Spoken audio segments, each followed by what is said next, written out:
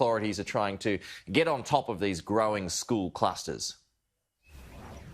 That's right, Pete. Good morning. And the most worrying of those is the Tangara School for Girls cluster, which grew over those 20 cases in northwest Sydney in Cherrybrook, and more recently the Sydney Girls High School just across the harbour here in Sydney, which returned a case more recently and forced the school into lockdown.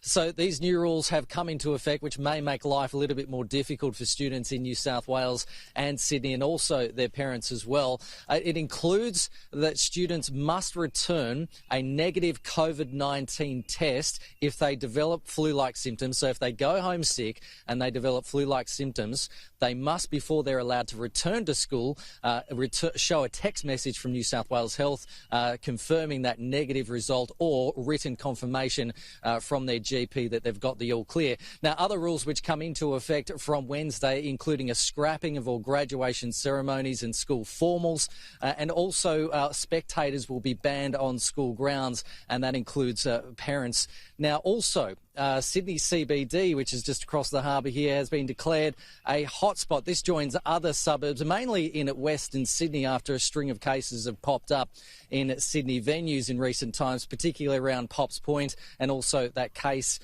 in the Sydney Girls High School. And this joins a growing list of those suburbs as well across Sydney. Now, 7 cases were reported in 24 hours up to 8 p.m. on Sunday, and even though the case numbers remain low, health authorities are worried that there's still the odd mystery case popping up, which means that the virus may be still transmitting freely in the community, particularly in Western Sydney. They're concerned about, so anyone with mild symptoms is urged to come forward and get tested.